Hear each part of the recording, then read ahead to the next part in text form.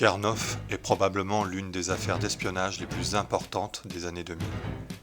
Elle n'a pourtant jamais défrayé la chronique.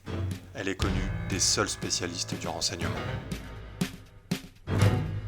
Tout commence avec Bruno P., un ingénieur français.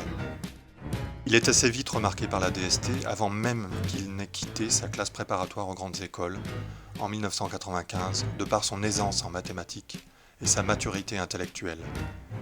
Sa manière inédite de résoudre les problèmes les plus difficiles déroute autant qu'elle suscite l'admiration de ses professeurs. Il est finalement recruté au service du chiffre en septembre 2000 au Quai d'Orsay afin d'assurer la sécurité et l'intégrité des échanges d'informations au cœur du ministère des Affaires étrangères. En outre, une invention remarquable le distingue de ses compatriotes et lui vaudra une réputation internationale dans le monde des technologies de l'information, une méthode de compression de données, surpassant de très loin toutes celles connues auparavant. Pour donner une idée de la puissance de son algorithme, il devenait possible de faire tenir l'œuvre entière de Marcel Proust sur un seul octet. L'industrie des télécommunications, et en particulier de l'armement, s'intéresse de très près à son invention, dont les applications semblent innombrables. Bruno P., refusant obstinément d'en livrer les détails, certaines puissances étrangères commencent à élaborer une stratégie afin de mettre la main sur son algorithme. C'est là qu'intervient Marie Karnoff, nom de code MK, connue plus tard sous le nom de Atta Marie. Une des armes maîtresses du FSB, née des cendres du KGB dissous en 1991. La chute du mur de Berlin n'a en rien amoindri la volonté de puissance du bloc de l'Est. La cible a simplement été redéfinie. MK, formé dans le camp ultra-secret de Stakhanov, est l'un de ses agents les plus efficaces. Parlant 5 langues, elle manie aussi bien les armes de toute nature qu'elle excelle dans les sports de combat. D'une remarquable beauté, elle possède une grande maîtrise de la manipulation. Auparavant, ses qualités ont été utilisées avec succès pour d'autres missions afin de collecter des données d'importance stratégique. Sur ordre donné au plus haut niveau, elle est parachutée en janvier 2006 à Dijon. Épaulée par un autre agent veillant au bon déroulement de l'opération, le contact aura lieu au nightclub Le Chat Noir. Bruno P. oublie comme prévu de se poser la question cruciale que doit avoir à l'esprit tout scientifique ou ingénieur détenteur d'informations sensibles.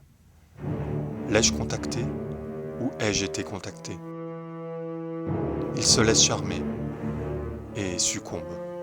Quelques mois après, ils s'installent ensemble. Avec méthode et détermination, MK tisse sa toile. Et à aucun moment le soupçon ne vient troubler leur idylle à sens unique. L'État français perd le contrôle. La couverture a été soigneusement construite. MK est infirmière et se désintéresse officiellement de la compression de données. Rapidement, elle se met au travail dès qu'il s'absente et explore toutes les pistes. Le contenu de tous ces disques durs sera transféré aux meilleurs cryptanalystes russes. MK fait feu de tout bois et tente d'exploiter toute source potentielle de renseignements. Elle passe au crible tout ce qu'il a pu lire, acheter, visionner, tous ceux qu'il a pu contacter. Avec méthode, ses archives personnelles sont littéralement essorées.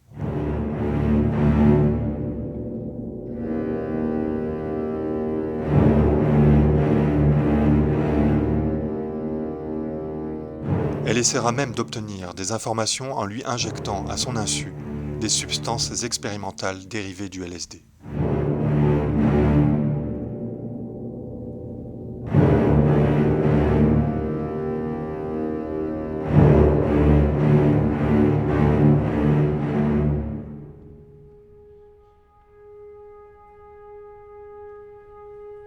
À court d'idées, elle finit par se rabattre sur ses albums de famille. Elle se rendit alors à l'évidence. En analysant cet homme, sous tous les angles possibles, elle était passée à côté de l'essentiel. L'enfant qu'il était, à 2 ans et demi à peine, manipulait déjà l'information.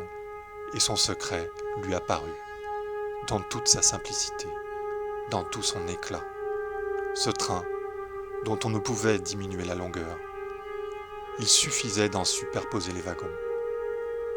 il en allait de même pour les données. C'était bien la pierre angulaire de son algorithme. Le but de sa mission était là, devant ses yeux.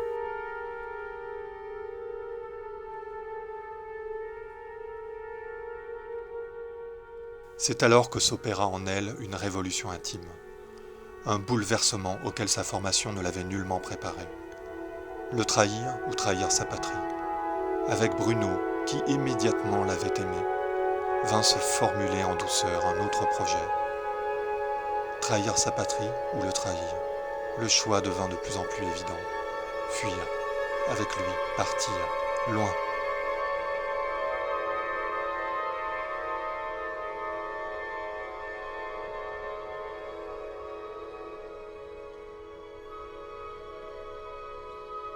Établissant un parallèle affectif avec sa propre enfance, les remparts édifiés par ses instructeurs, un à un, s'effondrèrent.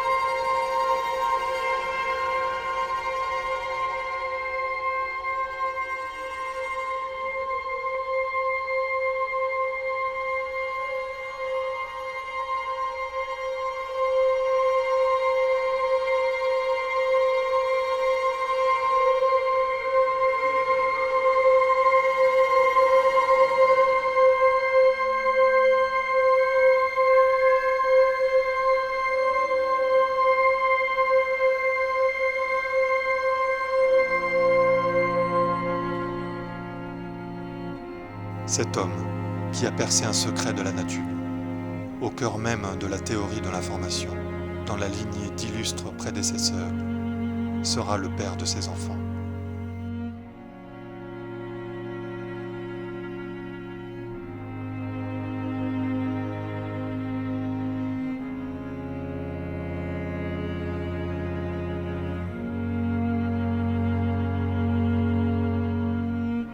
Qui peut en effet prétendre rivaliser avec le porteur d'une vision éclairant aujourd'hui l'humanité tout entière? Ni les velléités d'une puissance étatique, ni aucun autre prétendant aux qualités bien fades. Lui, Bruno, qui revint vers la source première, entre aux jours éternels et sort des jours changeants, et l'on voit de la flamme aux yeux des jeunes gens, mais dans l'œil de Bruno, on voit de la lumière.